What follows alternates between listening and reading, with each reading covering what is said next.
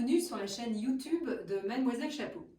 Aujourd'hui, on va se pencher sur la question du choix de la forme d'un chapeau. On va faire cette petite vidéo pour vous aiguiller sur comment choisir la bonne forme du chapeau à distance si vous n'avez pas l'occasion de venir les essayer. Alors, on a sélectionné 6 formes incontournables parmi notre large gamme de chapeaux, qui sont 6 formes pour lesquelles vous ne pouvez pas vous tromper. Et on va partir du plus grand au plus petit pour laisser un choix en fonction de votre silhouette et de vos goûts.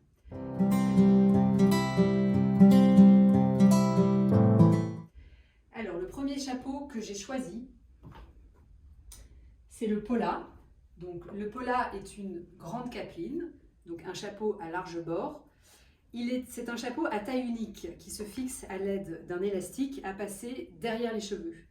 C'est un chapeau à taille unique parce qu'il n'est pas emboîtant, c'est-à-dire qu'il se pose sur le haut de la tête, vous passez l'élastique derrière la nuque et vous cachez l'élastique avec vos cheveux. Donc vous voyez, même sur cheveux courts, c'est très confortable, on arrive bien à cacher l'élastique et le chapeau tient très très bien.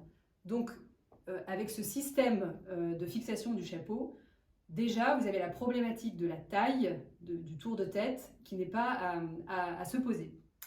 Donc là, on a vraiment la forme New Look classique des années 50, le chic à la française. Je l'ai choisi dans une paille naturelle.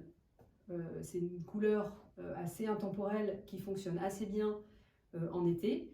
Mais il est tout à fait possible de le commander en ligne. On a une vingtaine de couleurs différentes. Je vais vous le démontrer dans une autre couleur. Hop, donc je passe bien l'élastique derrière les cheveux, je le fixe. Ne prenez jamais votre chapeau par le bord. Bougez-le toujours par la calotte afin de ne pas déformer son bord. Vous voyez, vous pouvez vraiment le positionner comme vous le souhaitez en fonction de votre profil de préférence. Donc là, je l'ai pris en rouge, en cerise. On a une vingtaine de couleurs. L'assortiment des couleurs fera l'objet d'une prochaine vidéo, mais j'ai vraiment envie de vous conseiller, de vous dire que le choix des couleurs est avant tout une question de goût et une question culturelle. Pensez avant tout à être en accord avec votre personnalité et à vous amuser. Les chapeaux à grand bord, comment les choisir? Attention, ce qui est important, c'est que l'envergure du bord ne dépasse pas l'envergure de vos épaules. Alors, on a tendance à croire que les grands chapeaux sont réservés aux grandes personnes, mais attention, si vous êtes grande avec une petite carrure, une carrure étroite, le chapeau paraîtra trop grand pour vous. En revanche, si vous êtes petite, mais que votre carrure est proportionnée au chapeau, ça marchera très bien. Donc, ne vous fiez pas tant à votre taille, mais davantage à votre silhouette pour opter sur un chapeau à grand bord. Petite astuce aussi très important pour les mamans de la mariée, c'est un chapeau, si vous avez un trajet à faire en voiture, pas d'inquiétude, le chapeau passera puisque vos épaules passent. En revanche, pensez à retirer l'appui-tête de la voiture pour ne pas être gêné quand vous vous asseyez à votre place. Donc voilà pour le Pola, grand chapeau classique et incontournable de chez Mademoiselle Chapeau.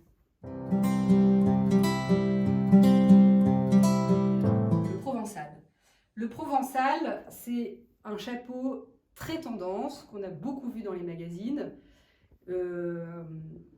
Il est également taille unique, c'est-à-dire qu'il se fixe avec un élastique et qu'il est non emboîtant. Hop, donc je le passe, je le prends. Alors, contrairement au Pola, c'est une forme peut-être un peu plus pointue. Vous avez un ruban qui passe ici dans une boutonnière et le ruban que vous pouvez attacher derrière la nuque en faisant par exemple un nœud ou en laissant pendre les pans comme vous le souhaitez. Vous voyez, là j'ai choisi de faire un petit nœud. Sur un dos nu, ça peut être très intéressant, très sympa. Voilà, c'est d'une forme un peu plus tendance, je dirais, que le Pola, mais c'est aussi un grand bord. Alors si vraiment vous avez un coup de cœur sur cette forme, on l'a décliné en différentes envergures. Donc on a ici le Provençal à très grand bord, donc la taille 1. Mais on l'a décliné en 2 autres tailles. Donc ça, c'est la taille 2. Vous voyez une forme un peu plus étroite. Et la dernière, la plus petite, que voici.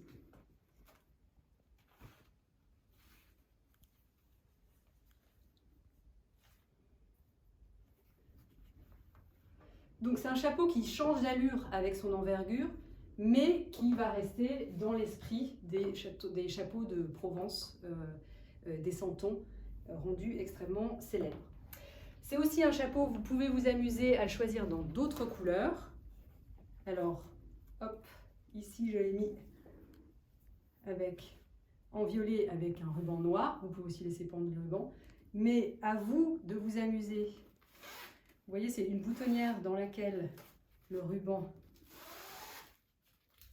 est glissé. Vous pouvez, soit chez Mademoiselle Chapeau, soit dans une mercerie, si vous avez des rubans, des foulards, y glisser la couleur de votre choix.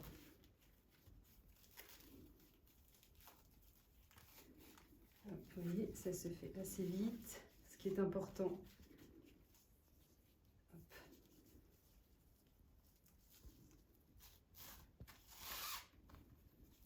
voilà, ici, j'ai choisi d'y mettre un ruban en soie. Donc voilà, de bien le tendre pour que la courbe se passe bien. Et vous voyez, ça va venir réveiller. Hop. Puisque je choisis ici où le ruban va presque jouer et faire office de collier, va venir un petit peu réveiller ma tenue. Donc un chapeau encore à grand bord, un peu plus tendance et un peu plus moderne. Ce qui est de très intéressant aussi avec ces chapeaux à boutonnière, si hop, le chapeau devient trop gênant à porter, n'oubliez pas qu'un chapeau c'est un accessoire, amusez-vous, faites-vous plaisir, il y a plein de façons de porter un chapeau, il y a plein de façons de s'amuser avec son chapeau, donc c'est une autre version qui peut être très très amusante aussi. Donc voilà pour les deux grands bords sur lesquels il n'y a pas d'erreur en termes de choix. Je vais passer maintenant sur un plus petit bord et je vais vous présenter le marlette.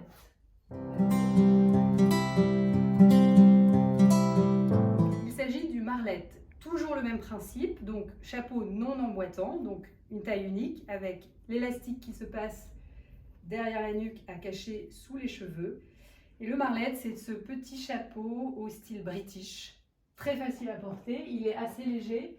Alors l'avantage de ce chapeau, c'est qu'il n'est pas encombrant, donc au niveau de l'envergure, il sera plus facile à gérer. Et surtout, il a l'arrière du chapeau, le bord est plus petit que le devant, ce qui est très intéressant, notamment si vous avez des tenues avec des cols, parce que ça sera moins gênant et du coup beaucoup plus confortable.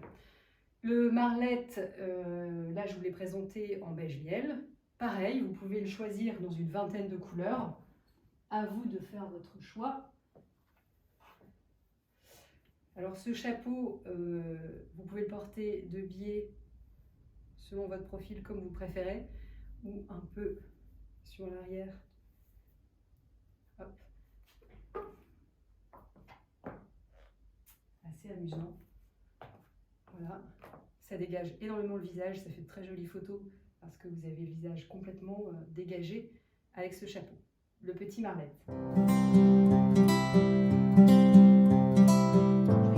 Dans la sélection, j'ai quand même choisi ce qu'on appelle un chapeau emboîtant. Pour le chapeau emboîtant, c'est-à-dire qui se met complètement sur la tête, qui va venir se poser à mi-hauteur du front, il est essentiel de connaître sa taille pour ce type de chapeau. Les tailles, en général, c'est de 55 à 60, la plupart du temps. Il s'agit surtout de mesurer à l'aide d'un mètre ruban la circonférence de votre tête au niveau du front, légèrement au-dessus de l'oreille. Pour choisir un chapeau à taille emboîtante, lorsque je prends mon tour de tête, je fais en ce qui me concerne du 55,5, je vais choisir le chapeau 56, ce qui est important. Donc voilà le colette, qui est un chapeau emboîtant. Certaines personnes n'ont pas envie d'avoir un élastique derrière les cheveux, donc autant partir sur cette forme. Pour savoir que le chapeau est bien à votre taille, il faut pouvoir passer un doigt. Si le chapeau serre trop, il va vous faire mal à la tête au bout d'1 heure et ça va être très désagréable. Le collet, je vous conseille en revanche sur ce modèle de partir sur des couleurs plutôt classiques, soit proches des cheveux, soit dans toutes les tonalités de beige et d'ivoire. C'est un modèle assez classique qui prend toute son élégance dans ses couleurs un peu douces. C'est mon conseil. Donc voilà pour le collet. Je vais vous présenter maintenant les bibis. Les chapeaux plutôt donc fantaisie, qui sont soit des bijoux-têtes, soit des petites coiffes. Alors ce sont des chapeaux que moi j'aime bien conseiller plutôt aux invités. Alors ce chapeau-là, ce qui est important, vous voyez, c'est la fantaisie, l'humour et de s'amuser. Donc moi j'aime bien, j'ai les cheveux courts, donc vous voyez même l'élastique se cache assez bien. Mais il faut apporter un peu de folie et un peu de spontanéité dans ce type de modèle. Si vous avez beaucoup de cheveux, faites un coiffé décoiffé. Si vous avez les cheveux très frisés, très bouclés, apportez un peu de folie à ce chapeau et c'est ce qui est très amusant. Je le choisis moi souvent plutôt dans une couleur un peu dynamique pour justement accentuer son côté fantaisie et drôle. C'est un chapeau super, vous voyez, il tient bien. Je le conseille à toutes les mamans qui sont en charge des enfants d'honneur dans les cérémonies. Vous n'allez pas être embêté avec le chapeau, il tiendra très bien et vous pourrez courir après tous les enfants, c'est l'idéal. Petit chapeau d'invité. Je termine avec l'incontournable voilette. Parce qu'il en faut une pour les romantiques et les nostalgiques du chapeau. Alors, la voilette. Donc c'est la même chose, un chapeau qui se fixe sur élastique. Et ensuite, vous allez venir placer la voilette légèrement au-dessus de l'œil. Voilà. Alors, même chose que pour le Valou, c'est un petit chapeau, donc très confortable, pas de bord, pas d'inconfort. Mais à l'inverse du Valou, sur la voilette, je privilégie davantage les couleurs classiques, justement pour respecter son côté nostalgique et rétro. Voilà pour les principaux modèles de cérémonie. Je vous souhaite de très beaux événements et je vous dis à bientôt.